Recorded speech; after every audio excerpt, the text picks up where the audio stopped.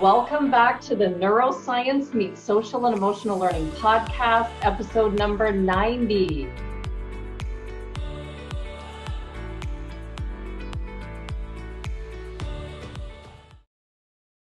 With Luke DePron, a men's health and performance coach and graduate of exercise science kinesiology.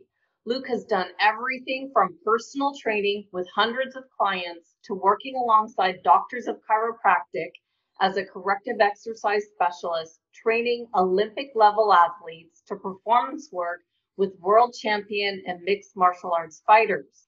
Currently, Luke works as a men's online health and performance coach where he helps men step into a lifestyle approach of exercise and nutrition to transform their physique, energy, and confidence. He's also the host of the Live Great Lifestyle podcast, where he's interviewed former Navy SEALs, mixed martial arts world champions, New York Times bestselling authors, personal development speakers, Olympic athletes, adventure athletes, doctors, nutrition experts, and inspirational leaders carving unique paths in the world to inspire and empower us to level up our health, fitness, mindset, and lifestyle.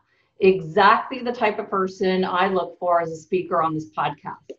I love that Luke is a believer that stepping out of your comfort zone leads to growth, and he's always aiming high, routinely practicing jiu-jitsu as a participant on the History Channel show, The Selection, which was a mock special forces selection process led by Navy SEALs. He was a contributing writer for Huffington Post. He hosted the La Jolla International Film Festival. He's performed as an actor in local San Diego films and even worked as a runway model once. Welcome, Luke. What a diverse background. Thank you. I appreciate the opportunity to come on there. There's a funny story on the last piece there. So, but yeah, I appreciate the opportunity to come on and chat with you. So, thanks for inviting me. Wonderful. Well, I'm so grateful for our connection on LinkedIn. We were talking just beforehand, and it was you who unselfishly came on and sent me a message and said, hey, you've got to look at Dr. Eric Wan after you interviewed them. You're looking out for other people. It just shows me the type of person you are. I'm very grateful for that. You know, we don't have anyone to interview without connections like you've made for me. So I really do appreciate that you took the time for that. And I did just interview Dr. Wan yesterday, so your show will be coming out a couple days after I release his. Very good. And you're very welcome. I'm sure that was a great fit. So I was glad to make that introduction for you. That was wonderful. Well, Luke, I know that you're the host of the Live Great Lifestyle podcast, and I listened to it. Your interview, especially with Dr. Wan, was phenomenal. And you've got a mission to inspire and empower men to live their life to its greatest potential. Can you just give an overview of your past? Like, how did you go from all these different experiences that you've had to wanting to branch out to help men specifically with lifestyle? Sure. I originally went to school for kinesiology and had done personal training and always had a passion for impact and personally fitness. So this was kind of an intersection of personal values and personal interests, truthfully. And then as I kind of stumbled through different ways of trying to make that fit is how I arrived to where I am at, to where it's more online kind of lifestyle type coaching, really helping guys build habits. Because at the end of the day, it's these daily and weekly, kind of minimal standards that we hold that are really going to impact, how we feel, how we look. And the real passion comes from most people, I would say, will start a fitness journey or even a nutrition journey genuinely with a physique goal in mind, but it's how you feel at the end of it. And that's pretty inspiring when you see guys who, maybe have not great health. And when they do step in and kind of right the ship and the energy and the confidence that comes with it, it's a pretty fun path to be part of. Definitely. Well, I've got to ask, what's the fun story with the runway model? Okay. I can't gloss over that and go into Yeah, neuroscience without asking. sure. Well, again, I am a believer of like, if something kind of scares you, you should probably do it. I think there's tremendous growth in the discomfort, right? If we're sensing something is we don't really want to do, we should lean into it. And so I am in California here in San Diego, and I have a local acting and modeling agent. And I say modeling agent in that anybody can do print modeling. Print modeling would be like when you watch a TV commercial or a magazine, you don't even notice the people, right? So my agent reached out to me and said, hey, what are you doing this weekend? I need a favor. And I go, okay, what? And she's like, can you do this runway model for me, this runway show? And I'm like, I'm a print model. Like, I'll just stand there with the product or whatever. And I was like, I do not want to do this. This sounds horrible, right? Like, sounds embarrassing. I'm going to be nervous. I'm not a fashion model. Those guys are like 6'4" and gorgeous. And I'm like, all right, I don't want to do it. I better say yeah. And of course, at the end of the day, it's just walking down, but it was quite hilarious in that when we got there, I'm like, hey, Luke, you can do this. You literally have educated people on how to biomechanically walk correctly. So you're just going to walk down and like do a pose. And of course, when we get there, it's like we had to do like 6 different poses. I have one hand in the pocket, right? Like, so it was a really embarrassing, fun thing that in retrospect afterwards, I'm like, man, I want to do that again because I wish I would have had more fun with it. I wish I would have loosened up and like been more playful and like just went for it. And I think, again, this is the value of like, hey, I'm uncomfortable. This sounds scary to do. Well, you go do it. And then all of a sudden you realize, oh, wow, I can do that. Like, that's not too bad. And I survived. And so it was just a fun, not supposed to be their experience. Well, I love that because I have values written on the wall that I look at all the time, and challenge is one of my values. And it just like you, if something seems over my head, I'm like, this has to be something I've got to do, because how else are we going to grow if we don't do things that challenge us? Yeah. And I think that's, to me, this is like a foundational piece in my coaching is if you are showing up and you do have a fixed mindset, we have to step in and just move forward with a growth mindset. The idea that like we can do things and we can grow, we can improve through effort, and we can overcome challenges and obstacles and doesn't matter. It can be physical. Physical is a great tool to do that. And for a lot of people, a physical challenge is a phenomenal way to step into something that's uncomfortable. I've had men that are terrified to walk into a gym. And they have to overcome that. But for somebody else, it could be like, doing a public speaking thing. Or for me, having to walk down in front of all these people, Do a pose, right? Yeah, do a pose. I love it. That totally makes sense now. And moving into your interview now with Dr. Juan and the Wave Neuroscience team, I learned so much from your interview. I actually stopped quite a few times and took notes because it was quite different from what I was used to with a SPECT scan, how you're measuring with an EEG. And definitely Dr. Juan's interview is going to come out before yours. But how did you start to understand the importance of neuroscience and interviewing Dr. Juan from going from, health and lifestyle? Where did the neuroscience come in? Yeah, clearly I'm in the deep end on this and out of my area of expertise. And it's the beautiful thing of getting to have a podcast, of course, is to rub shoulders with people who are smarter and doing amazing things. So, I had the opportunity to actually go in and do a brain scan. So I have a personal friend who is one of the technicians. And so we spoke at length of what was going on there. Sounded fascinating. Again, the mission with the Live Great Lifestyle podcast is to really, truly bring on any tangible, tactical stuff that will move individuals and men forward in their areas of health and fitness. So this seemed like a no-brainer. So it was an opportunity for me to kind of dive into some areas that I, don't have an expertise or much of a knowledge of. And it's pretty fascinating when I look at, what they're on the edge of. And for people who haven't heard your interview, it's really the idea of kind of optimizing how your brain works. And, we think about optimizing our brain. I deal with optimizing nutrition, optimizing workouts, attempt to optimize our psychology and how we think, but to kind of be able to, this is the wrong term to use, but crack open the brain and kind of optimize the hardware in a way was really interesting. And so it was pretty enlightening to go in and, the way this process works was to go sit in a dark room, and pretty quickly, the technician, Sean, we ended up blindfolding me to help me, he could tell I wasn't able to focus. And so putting me blindfolded kind of helped, even though the room was dark. And at the end of it, it kind of validated things of how I think about how my brain works.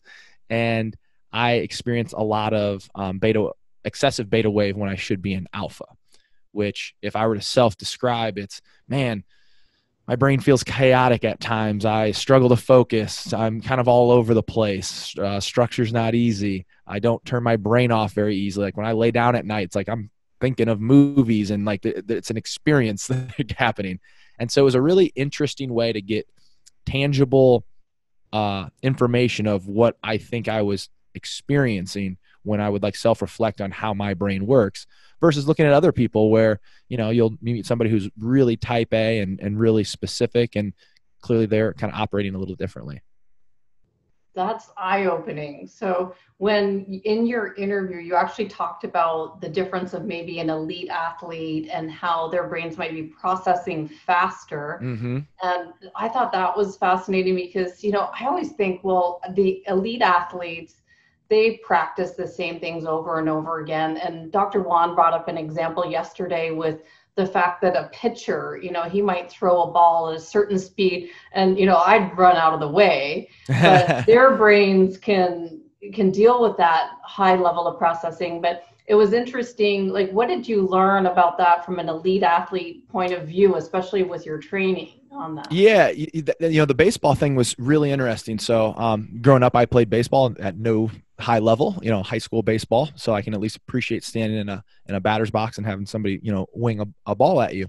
And baseball was a really great example because I think when we look at elite athlete, of course we focus on the physical, the body, and like you have to have that piece, right? When you watch the NFL, it's like if you're watching basketball, if you want to be a center and you're not above 6'5" and 240 pounds or whatever the number is, it's not going to happen. Right. So we can look at other sports like baseball, or even I'm a big mixed martial arts fan. And when we hear Dr. Juan talking about, you know, the processing speed, of course, I think my brain jumped to, oh, of course I'd rather be faster. And mine was just kind of in the middle.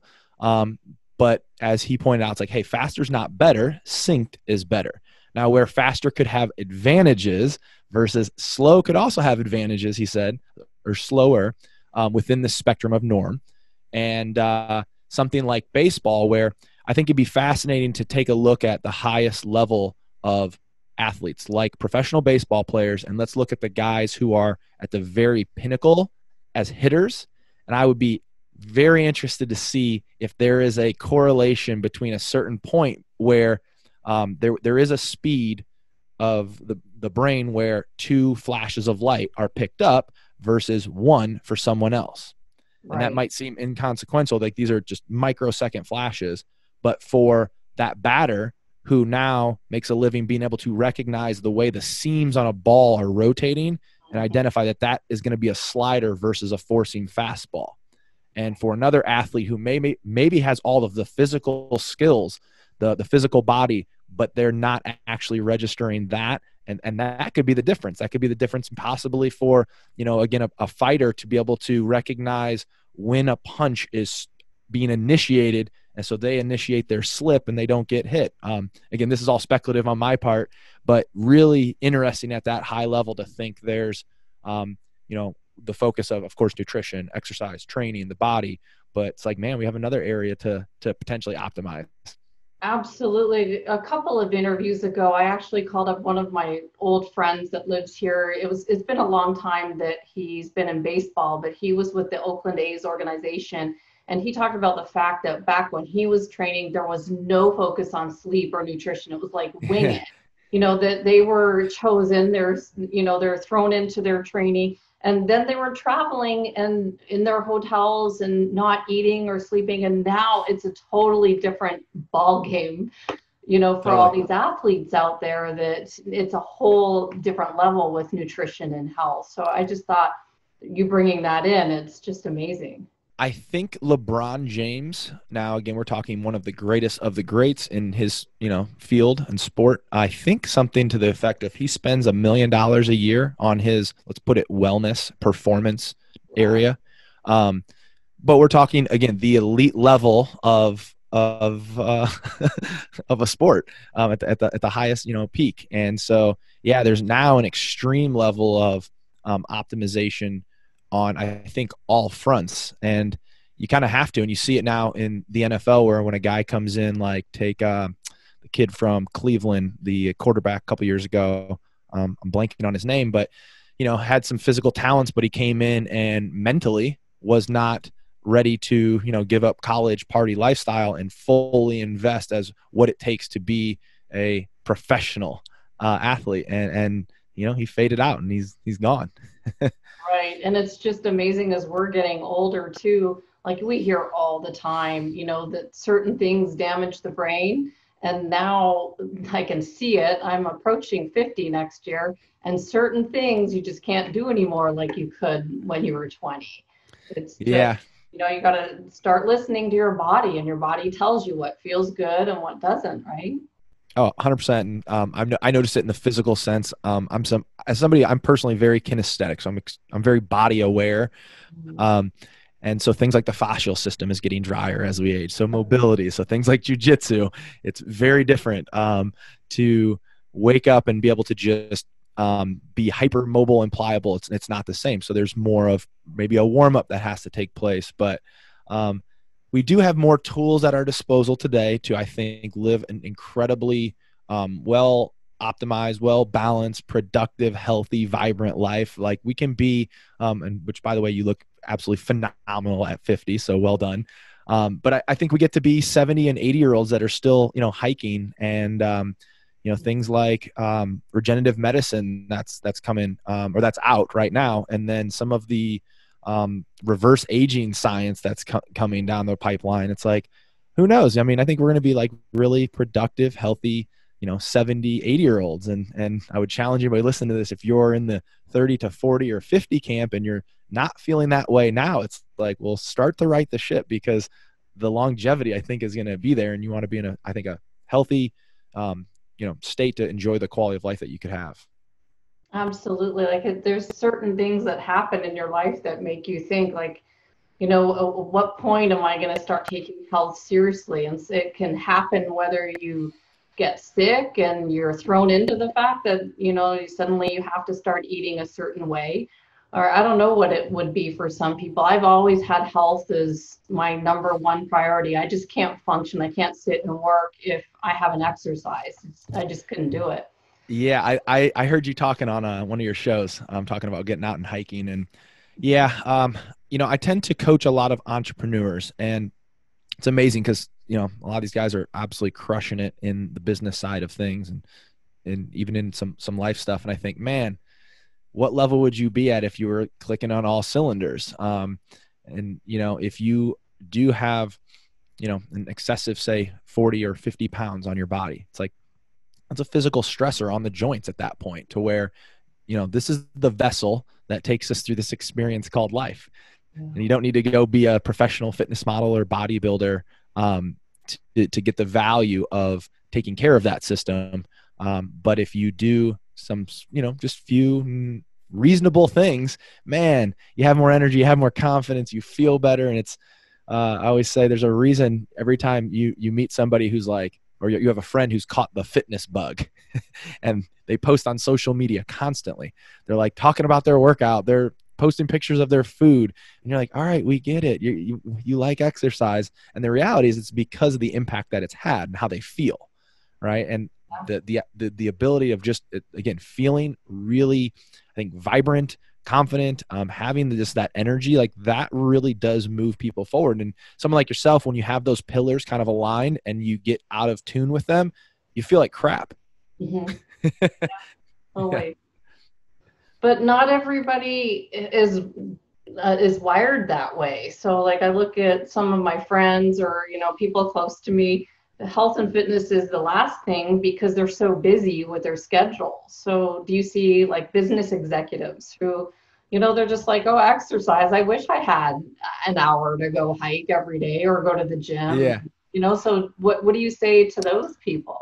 So this is where we need to, there's two gaps we have to fill. There's internal resources and external resources. And for those individuals, there's either one or the other, or maybe a combination of both. And so an example of like an internal resource to me would be to that same person who is so busy, if they were presented with a real like life and death health challenge in the moment, an acute version, like they're going to all of a sudden find the time.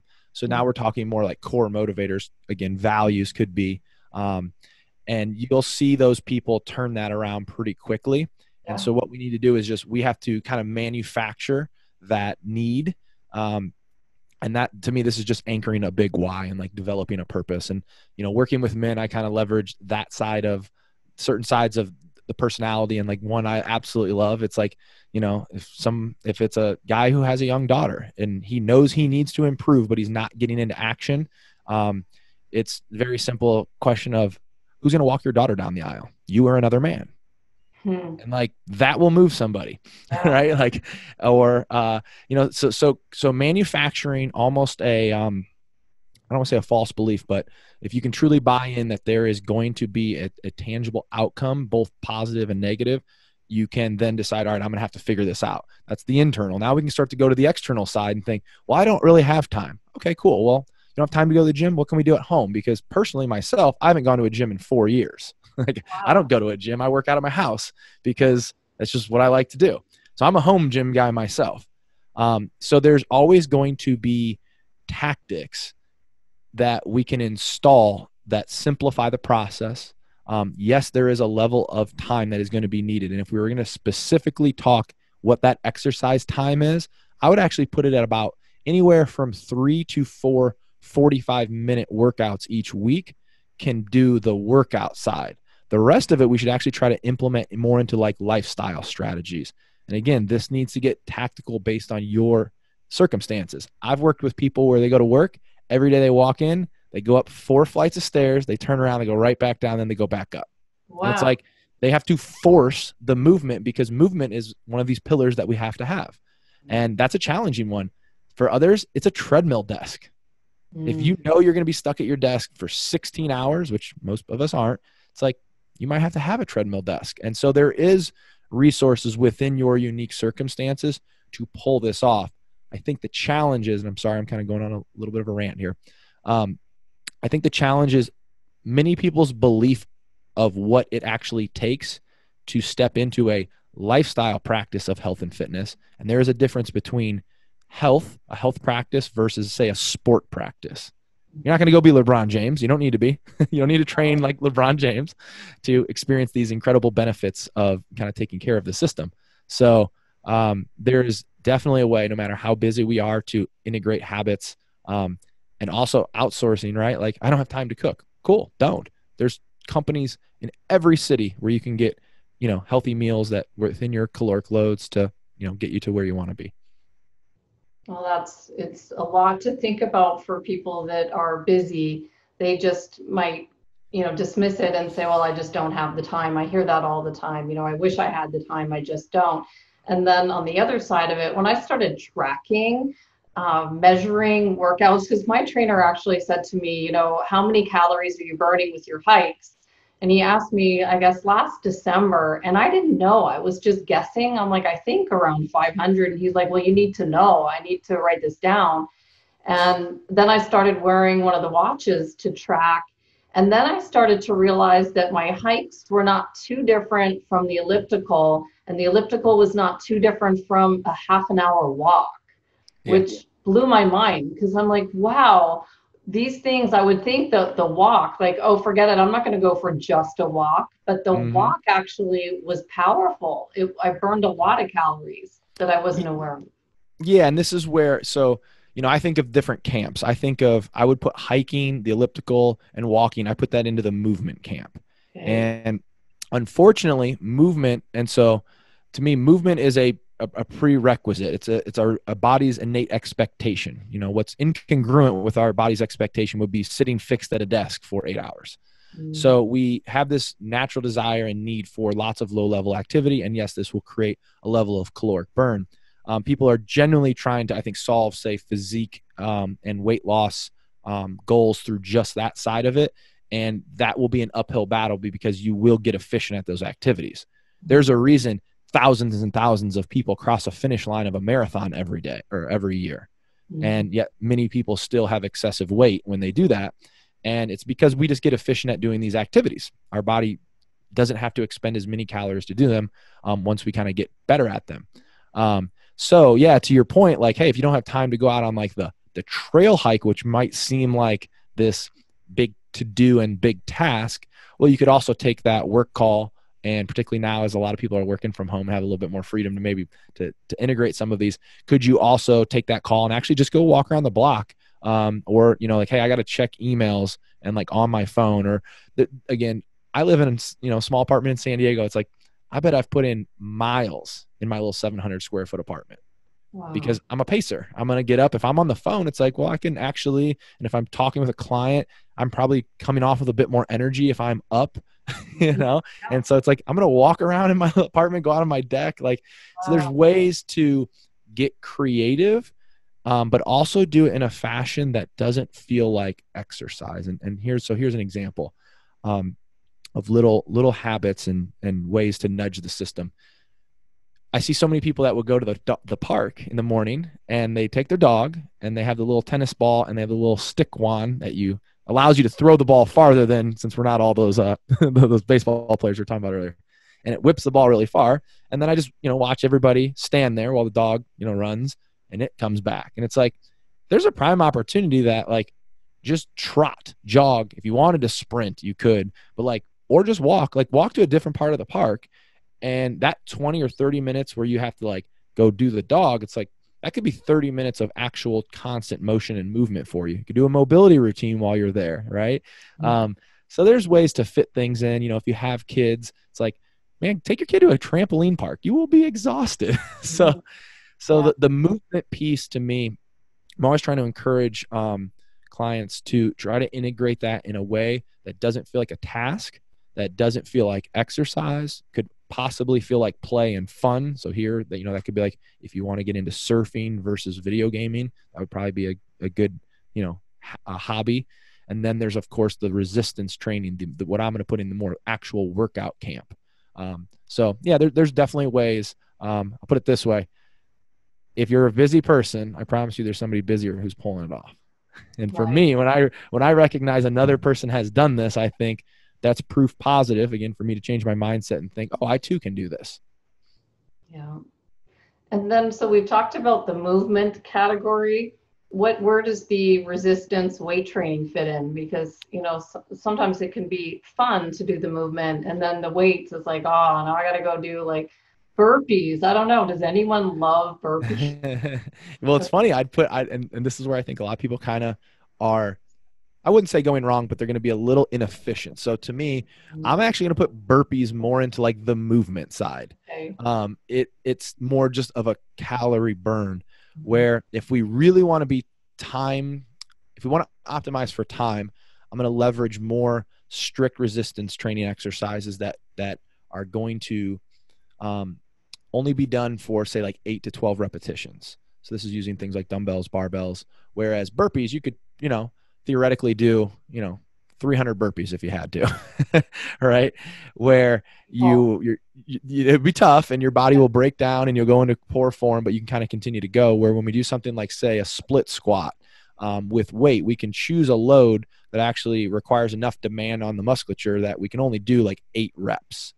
And what we're trying to do there is really, you know, specifically target the musculoskeletal system and like turn that tissue up and activate the heck out of it. And all of a sudden now workouts can get real specific. So are real efficient. So I would say the average client that I, you know, work with probably does anywhere from like 9 to 12 exercises. Like that's it. Like you just got to build mastery in a few really good, powerful lifts. And then you're going to go use progressive overload and get stronger over time. And that is kind of the shortest path to where 3 workouts a week could be really impactful. And it again, with the focus more of building strength. A lot of people try to combine these two things, and they're going to go do like a boot camp class, and where they're doing a lot of jumping around, a lot of burpees, and like, yeah, you will leave hot, sweaty, and tired. Like a P90X would be a type of program like this.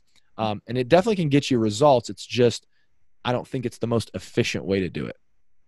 And you will want to do something that's going to be long-term that we can keep doing, especially with a lot of people. Like we've quit our gym as well. So you don't have a gym that you go to, you're working from home and working out at home. And a lot of people might end up going this route moving forward. So trying to find something that we can fit in and enjoy.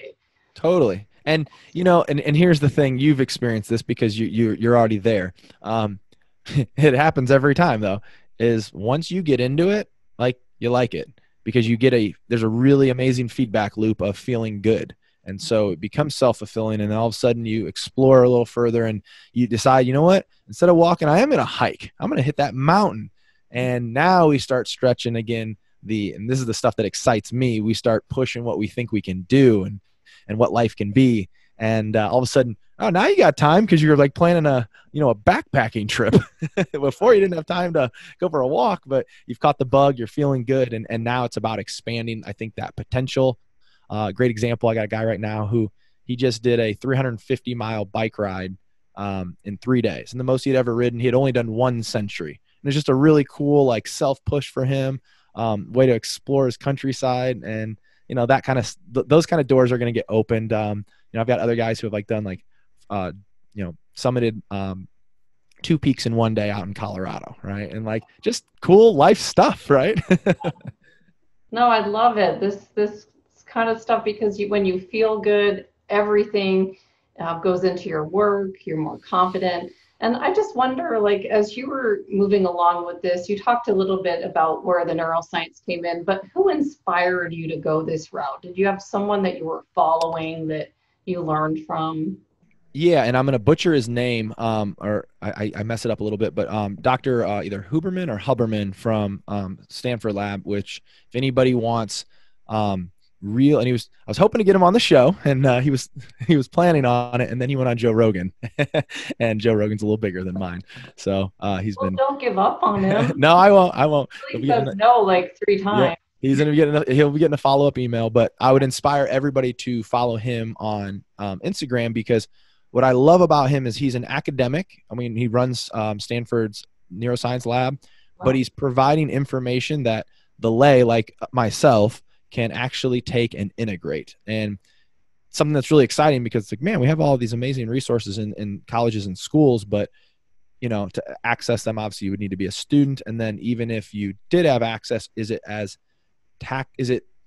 can you use it? Can you use that information, right? I've had other people on LinkedIn that I've built conversations with where I was like, wow, this is really amazing stuff you're doing, this study that I'm reading. And I go, how could this apply to, people? And he's like, it really wouldn't. And I'm like, oh, okay. What's the point of this? Where Dr. Huberman, lots of really good neuroscience-based topics. I mean, something as simple as, going outside in the morning, which is something I've implemented, to sun gaze for 2 to 5 minutes to help kind of set and kick off the melatonin production later in the evening.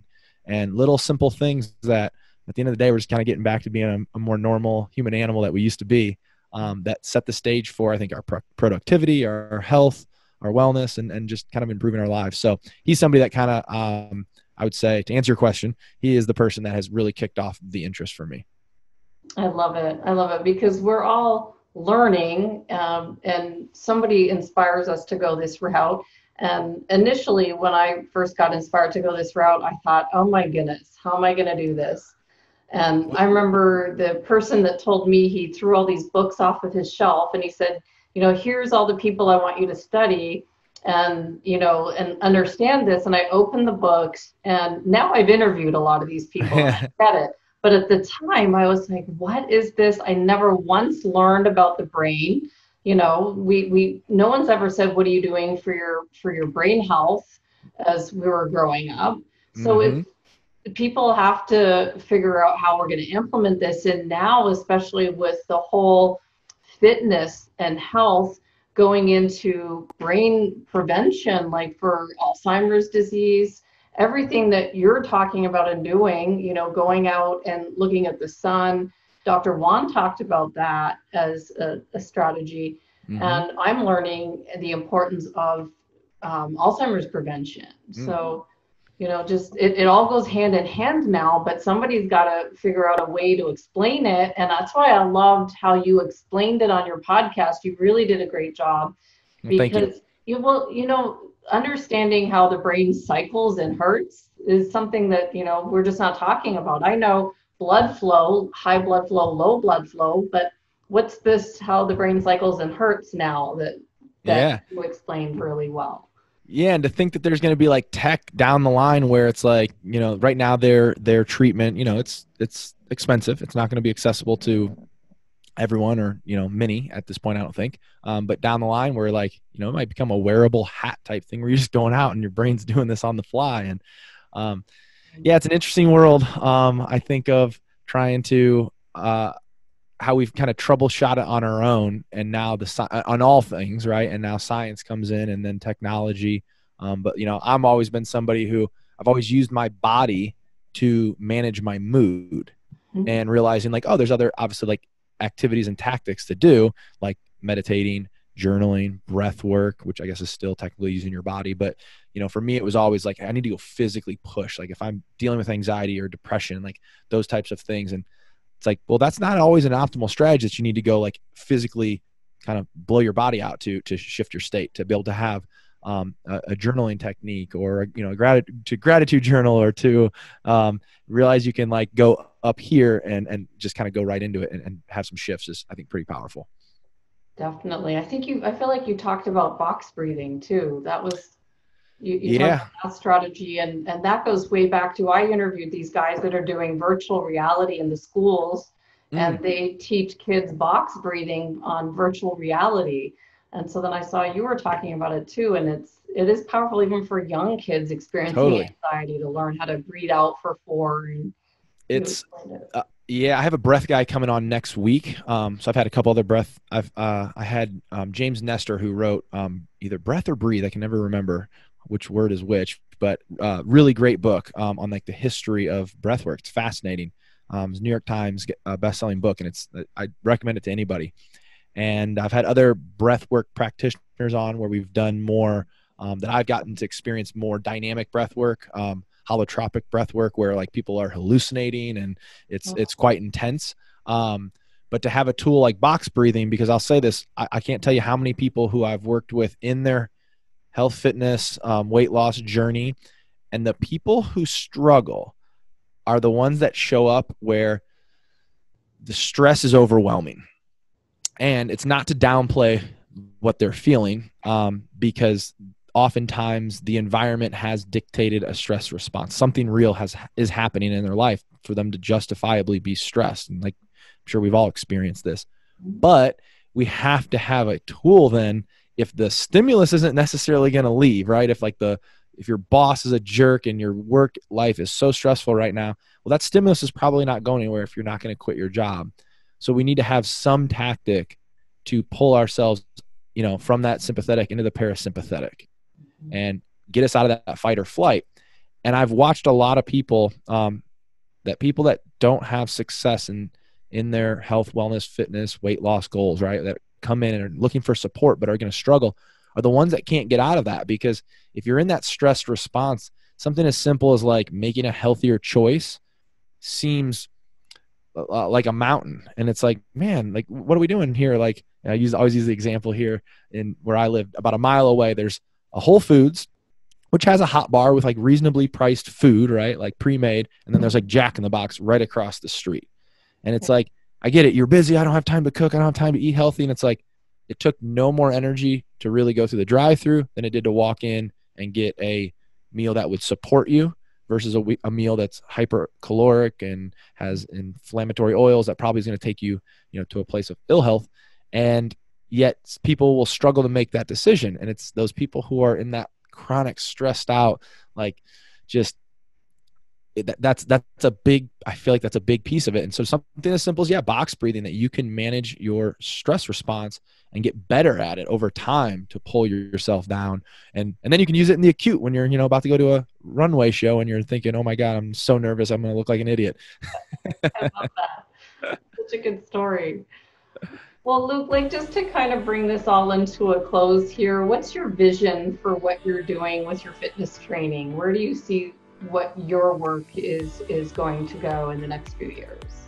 My goal is to, I would like to eventually have more of a group component. I think that community dynamic is important, with kind of the idea of continuing to challenge men that I'm working with to kind of hit that next level. It's solve kind of the foundational piece, but then let's take it to the next level and into a level of exploration play. So like Jeff, who did the 350-mile ride, or a jiu-jitsu tournament, or a big hike that you thought was out of your capacity and comfort zone, and helping guys kind of step into that, because I think there's another area of growth that happens there when it's something that is physically demanding. So that's kind of like the 2.0, I think. I love it. Well, for those who want to learn more about you and follow your Live Great Lifestyle podcast, I'll put that the link in the show notes. And what's the best way to learn more about you? Is it livegreatlifestyle.com? Yep, that's the easiest way. That's the website. I'm pretty accessible if people have questions. If they're looking for support in this, I tell them all the time, I'm by no means a high pressure salesman. So I'm happy to hop on a call with anybody. And if it's a fit and need some help, or if it's, hey, I can just offer you some tangible direction and you run and you go implement, great. So I'm always here to support people. So livegreatlifestyle.com, as well as on most social media channels. And that is the podcast as well. Well, I encourage everyone to listen to the podcast, especially the one you did with Dr. Juan. And I want to thank you, Luke, for all you've done to support my work here. I really wouldn't have anyone to interview without people like you making connections for me. So thank you so much for that.